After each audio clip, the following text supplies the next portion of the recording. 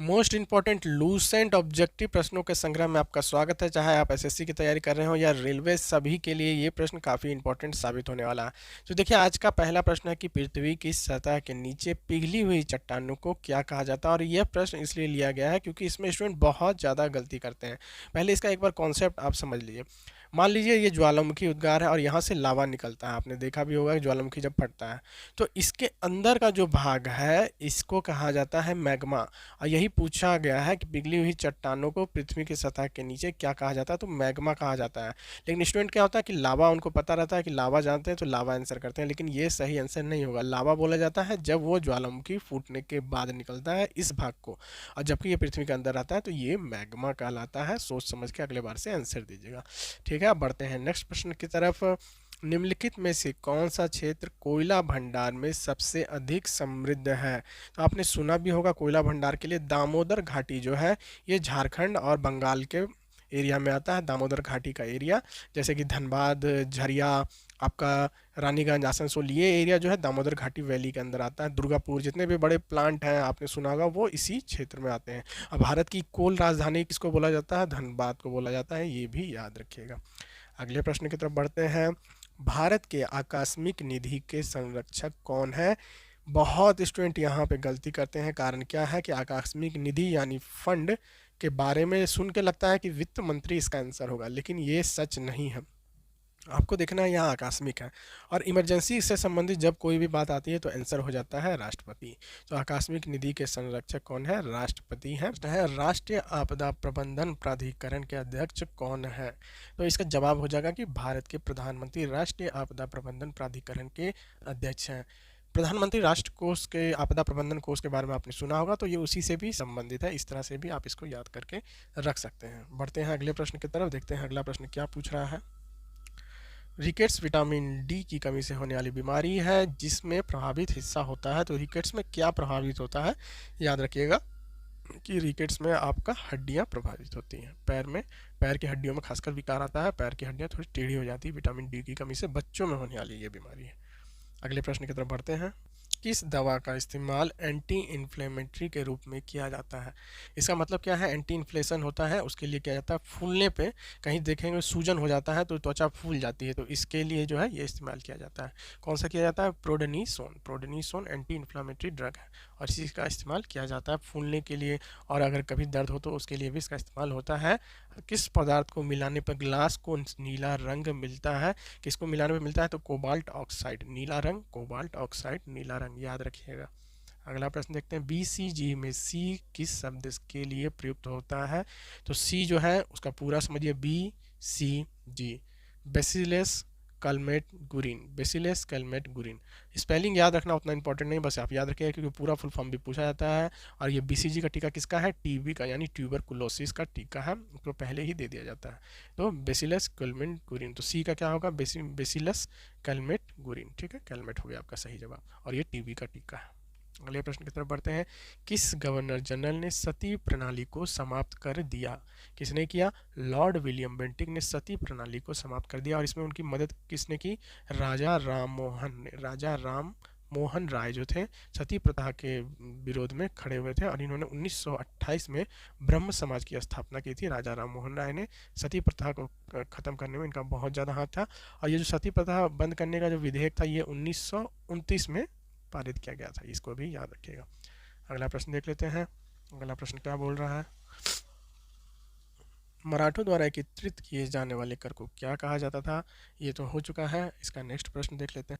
शाहजहां के शासनकाल के दौरान डेक्कन में मुगलों के भू राजस्व प्रशासन के महत्वपूर्ण सुधार करने वाले महानुभाव कौन थे, ये पूछा जा रहा है कौन थे। तो कौन थे, उनका नाम था आसफ खान। आसफ खान थे, और ये जहांगीर के समय जहांगीर ने आसफ खान कहा की उपाधि दी थी, आसफ खान को नियुक्त किया था मुगलों के समय भू राजस्व प्रशासन के देख रेख करते थे आसफ खान। अगले प्रश्न की तरफ बढ़ते हैं। निम्नलिखित में से किसने बनारस और इलाहाबाद के उन्मूलन की तलाश के लिए मुगल सम्राट बनारस पंडितों की प्रतिनियुक्ति की। किसने की, कवि चंद्राचार्य ने। कवि चंद्राचार्य ने मुगल सम्राट के समय बनारस और इलाहाबाद के पंडितों की, मतलब कह सकते हैं आप, उनको रिप्रेजेंट किया कवि चंद्राचार्य ने। कवि चंद्राचार्य। निम्नलिखित में से पश्चिम भारत का दौरा करने वाला पहला अंग्रेज कौन था?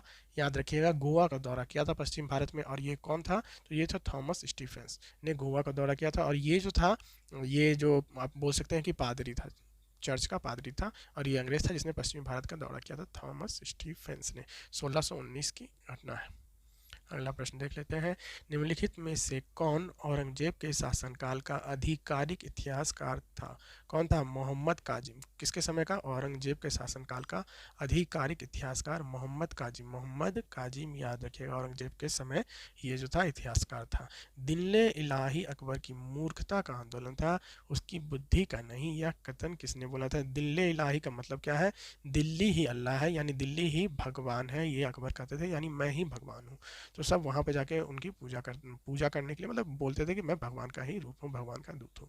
तो ये उसकी मूर्खता का आंदोलन था। ये किसने कहा था? तो ये कहा था V.A. स्मिथ ने। अंग्रेज थे V.A. Smith, Vincent author Smith इनका नाम था, और इसने कहा था कि ये जो है अकबर की मूर्खता का प्रतीक है, दिल्ले लाही।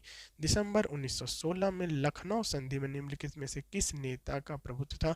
1916 याद होगा आपको, लखनऊ पैक्ट हुआ था। उस समय जो नरम दल गरम दल एक हो गए थे, कांग्रेस में जो विभाजन हुआ था वो खत्म हो गया था लखनऊ के समय। और उसमें कौन से नेता थे? तो बाल गंगाधर तिलक का वर्चस्व था। और बाल गंगाधर तिलक जो थे गर्म दल के नेता थे, ये भी याद रखिएगा। और गर्म दल के 3 नेता थे, लाल बाल पाल। तो लाला लाजपत राय थे, बाल गंगाधर तिलक थे, और पाल थे बिपिन चंद्र पाल, ये बंगाल से थे।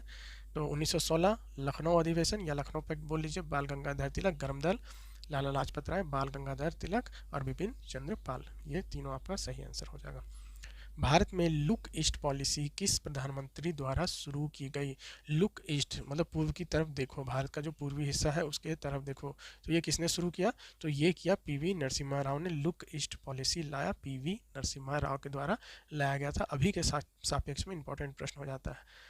अनुच्छेद 41 काम करने का अधिकार, शिक्षा का अधिकार और कुछ मामलों में सार्वजनिक सहायता का अधिकार किससे संबंधित है? तो ये जो है आपका डायरेक्टिव प्रिंसिपल यानी नीति निर्देशक सिद्धांत से संबंधित है। राज्य के नीतिक निर्देशक सिद्धांत अनुच्छेद 41 में दिया हुआ, ये भी याद रखिएगा, इंपॉर्टेंट प्रश्न है। अगला प्रश्न देख लेते हैं। पंजाब पुनर्गठन अधिनियम जिसने 1966 में पंजाब हरियाणा राज्य का गठन किया था, किसकी सिफारिश के आधार पर अधिनियमित किया गया था? तो ये हो जाएगा सह आयोग, पंजाब और हरियाणा सह आयोग। पंजाब और हरियाणा कौन सा आयोग? सह आयोग 1966 में, याद रखिएगा। ठीक है, ये पंजाबी और बोलते थे और हिंदी नहीं बोलते थे, तो हिंदी स्पीकिंग के आधार पे इनको अलग किया गया था। राष्ट्रीय राजधानी क्षेत्र दिल्ली का संदर्भ किस अनुच्छेद से है? इंपॉर्टेंट प्रश्न है, बहुत बार रिपीटेड है, एनटीपीसी में भी अभी पूछा गया था। तो इसका संबंध किससे है? आर्टिकल 239 से। कंफ्यूज मत होइएगा, ये देखिए 239 से हो जाएगा राष्ट्रीय राजधानी क्षेत्र दिल्ली। और ये कब किया गया था? 1991 में कंफर्म कर दिया गया था। ठीक है, 69वां संविधान संशोधन से। राष्ट्रीय राजधानी दिल्ली आर्टिकल 239 आर्टिकल 239 ठीक है, 1991 69वां संविधान संशोधन।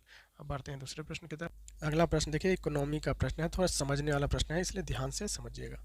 एक वस्तु के लिए उपभोक्ता की मांग उसकी आय के समान दिशा में बढ़ती है, तो उस वस्तु के लिए उपभोक्ता की मांग उस वस्तु की कीमत के से प्रतिलोम रूप से संबंधित होनी चाहिए, जिसे कहा जाता है। समझने में थोड़ी दिक्कत हो सकती है क्योंकि प्रश्न का लैंग्वेज ही ऐसा है, तो इसे हम ग्राफ से समझते हैं। अब देखिए यहाँ क्या बोला जा रहा है, यदि किसी वस्तु को उपभोक्ता की मांग यानी डिमांड समान दिशा में बढ़ती है, डिमांड बढ़ रहा है, तो उस वस्तु के लिए उपभोक्ता की मांग वस्तु के कीमत के प्रतिलोम रूप से संबंधित होनी चाहिए।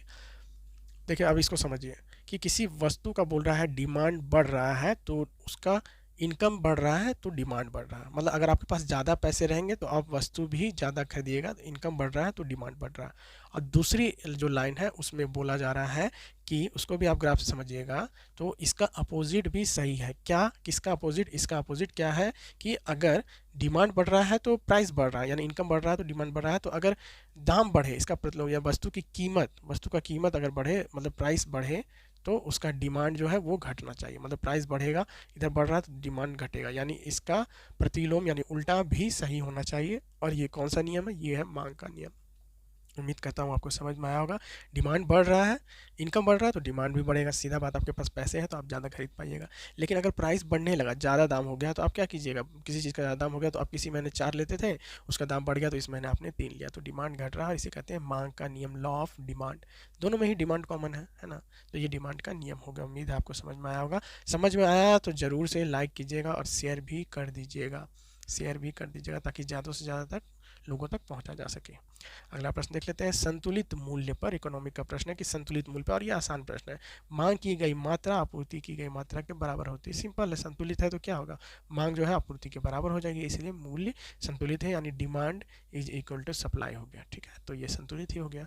और चैनल पे नए हैं तो सब्सक्राइब भी कर लीजिएगा। ठीक है, सब्सक्राइब करने में कंजूसी बिल्कुल मत कीजिएगा, आपको इसी तरह का कंटेंट मिलते रहेगा, बहुत तेज, बहुत कम समय में बहुत ज़्यादा कंटेंट। शेरशाह द्वारा शुरू की गई राजस्व प्रणाली ने किस राजस्व प्रणाली को प्रभावित किया? तो इसका सबसे अच्छा उपाय क्या है कि शेरशाह कब थे ये पता करें। तो शेरशाह का समय कब था? तो शेरशाह का समय देखिए, यहाँ ध्यान दीजिए, बाबर, हुमायूं, अकबर, जहांगीर, शाहजहां, औरंगजेब। ठीक है, तो बाबर के समय नहीं थे, हुमायूं को हराया था, बाबर, हुमायूं, अकबर, तो इस बीच में शेरशाह थे। शेरशाह, तो शेरशाह के राजस्व प्रणाली किसकी प्रणाली को प्रभावित करेगा? अकबर के प्रणाली को। ठीक है, अकबर के प्रणाली, क्योंकि हुमायूं तो फिर यहाँ से चले गए थे, तो अकबर थे, तो उसमें अकबर के प्रणाली को प्रभावित किया था शेरशाह के प्रणाली ने। और उसमें बीघा सिस्टम होता था, यानी बीघा का हिसाब होता था और बीघा का आधा पे टैक्स लिया जाता था, और ये शेरशाह ने इस नियम को बदला था। एक और क्वेश्चन पूछा जाता है कि जो है NH, national highway, GT road की स्थापना किसने की थी? तो ये भी शेरशाह ने किया था। और ये शेर को इसने मारा था, इसलिए इसका नाम शेर खां या फिर शेरशाह भी पड़ गया था। ठीक है, और शेरशाह का मकबरा कहाँ है, ये आप कमेंट करके बताइए, बहुत ही इंपॉर्टेंट क्वेश्चन है, बहुत बार पूछा गया भी प्रश्न है। शेरशाह का मकबरा कहाँ है? बैरम खान की हत्या कहाँ की गई थी? तो बैरम खान कौन था, सवाल ये उठता है। तो बैरम खान जो था, अकबर के समय सेनापति था, अकबर का सेनापति था और संरक्षक भी था। ठीक है, अकबर का। तो बैरम खां की हत्या कहाँ की गई थी? तो इसकी हत्या खंभात में की गई थी, खंभात में बैरम खां की हत्या। क्योंकि इसे अकबर ने कहा था कि आप मक्का मदीना के में चले जाइए और वहाँ से घूम के आइए। और फिर जब वो गए थे खंभात, तो वहाँ उनकी हत्या कर दी गई थी, एक अफगानी ने उनकी हत्या कर दी थी, जिसके पिता की हत्या बैरम खान ने किया था। श्रीरंगपट्टनम में ट्री ऑफ लिबर्टी किसने लगाया था? अब देखिए कितना ज़्यादा इंपॉर्टेंट प्रश्न है, बहुत बार पूछा गया है। तो किसने लगाया था, याद रखिएगा, ये लगाया था टीपू सुल्तान। टीपू सुल्तान ने ट्री ऑफ लिबर्टी लगाया था श्रीरंगपट्टनम में। टीपू सुल्तान, टाइगर ऑफ मैसूर, मैसूर का शेर इसे बोला जाता है, मैसूर का शेर बोला जाता है टीपू सुल्तान को। तो tree of liberty Tipu Sultan ने लगाया था। ठीक है, अगले प्रश्न की तरफ बढ़ जाते हैं। तो अगला प्रश्न देखिए क्या पूछा रहा है। महात्मा गांधी के प्रेरणा के तहत असहयोग आंदोलन पर प्रसिद्ध प्रस्ताव को कलकत्ता में आयोजित कांग्रेस के एक विशेष सत्र में अपनाया गया था। तो वो कौन सा सत्र था? तो सितंबर 1920। आपको पता भी होगा कि असहयोग आंदोलन से ये संबंधित है, कब हुआ था? 1920 में। तो उससे आप याद रख सकते हैं कि कलकत्ता में पारित किया गया था सितंबर 1920 में असहयोग आंदोलन का। दांडी मार्च 1930 में शुरू हुआ। कब शुरू हुआ दांडी मार्च? तो याद रखिएगा 12 मार्च, 12 मार्च 1930 में गुजरात के दांडी से शुरू किया गया। नमक कानून बना के कानून तोड़ा गया था। ठीक है, नमक पहले बनाने का अधिकार भारतीयों के पास नहीं था, तो उसे ही तोड़ा गया था 1930 में। दांडी मार्च 12 मार्च 1930 में गुजरात के दांडी नामक स्थान से शुरू हुआ था। अगला देखते हैं, निम्नलिखित में कौन सा भारतीय रक्षा बलों का सर्वोच्च आदेश है? कौन सा होगा? सर्वोच्च राष्ट्रपति है। भारतीय रक्षा बलों का सर्वोच्च सेनापति भी बोल सकते हैं, राष्ट्रपति ही है, और इसे सुप्रीम ऑफ कमांडर बोला जाता है। भारतीय संविधान के किस अनुसूची में दल बदल विरोधी कानून 10 में 10 कहाँ है? 10वीं अनुसूची में दल बदल।